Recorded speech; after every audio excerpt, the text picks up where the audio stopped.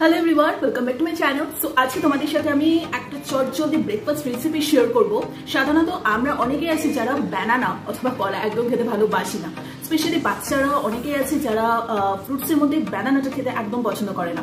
So তাদের জন্য যদি একটু ইউনিকভাবে আমি বানিয়ে দিতে পারি একটা ব্রেকফাস্ট রেসিপি, আই থিঙ্ক তাহলে বাচ্চারাও খেতে পারবে এবং যারা আমার মতো খুব একটা ব্যানানা পছন্দ করে না তারাও কিন্তু অনায়াসে এনজয় করতে করতে এই ব্রেকফাস্টটা করতে পারবে। সো আজকে আমি চটজলদি ব্যানানা প্যানকেক বানাবো। ফার্স্ট টাইম ট্রাই করছি, জানি না কত কি হবে না হবে, কারণ ব্যানানা প্যানকেকে কিন্তু ব্যাটারটার উপর পুরোটা ডিপেন্ড করে। ব্যাটারটা ঠিক করে করতে হবে, ঠিকঠাক কোয়ান্টিটি মেজারমেন্টটা ঠিকঠাক রাখতে হবে, নাহলে কিন্তু ঠিক ওই প্যানকেক শেপটা আসে না। তো দেখা যাক, আজকে আমিও ফার্স্ট টাইম ট্রাই করছি। আমার সাথে সাথে তোমরা এখনো যারা জানো না কি করে বানাতে হয় তারাও তোমরা একটু শিখে নাও, ঠিক আছে? তো চলো ট্রাই করে দেখি কেমন হয় ব্যানানা প্যানকেক।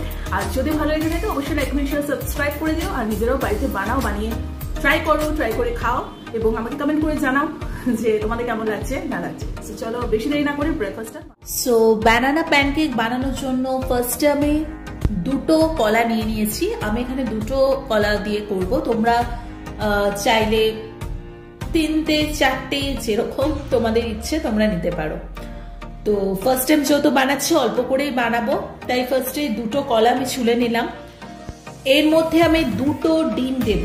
যে কটা কলা আমি এখানে ইউজ করব সে কটা ডিম এখানে আমি দেব। হয়ে গেছে। এরপরে 1 চামচ ভর্তি করে ময়দা দিয়ে দিয়েছি। তারপর পরিমাণ মতো জলটা দিয়ে আমি মিক্সচারে ভালো করে জিনিসটাকে গড়িয়ে নেব। কিন্তু মিক্সচারটা একদম ঠিকঠাক ভাবে হয়েছে, দেখতেই পাচ্ছ। বেশি গাঢ় হয়ে যায়নি, আবার টেলটেলে জলের মতো কিন্তু নেই। এই মেজারমেন্টটা কিন্তু ভীষণ ইম্পর্টেন্ট প্যানকেক বানানোর জন্য। এবারে ফ্রাইং প্যানটা আমি হালকা একটু গরম করে নিয়েছি। তার মধ্যে আমি প্যানকেকের যেরকম শেপ হয় সেরকম হাতার মাধ্যমে যে ব্যাটারটা করে রেখেছিলাম সেটা আমি দিয়ে দিচ্ছি। ওপরে হালকা একটু তোমরা এখানে বাটারও দিতে পারো, বা সাদা তো 2 পিঠ লো টু মিডিয়াম ফ্লেমে ফ্রাই করবে। তারপর ব্যানানা প্যানকেকগুলো তুলে নেব। তো হয়ে গেছে সবকটা মোটামুটি। তো আমি সুন্দর করে একটু প্যানকেকগুলো সার্ভ করব।